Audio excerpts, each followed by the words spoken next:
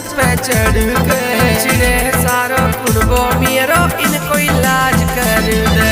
कैसे कर तू जान सना तू ना है मेरा बस में है, कैसे कर तू जान सना तू ना है मेरा बस में। आई तारीका सुबाद सा मलूक पढ़वा दे फाटा आपस में। काई तरीका सुबाद सा मलूक पढ़वा दे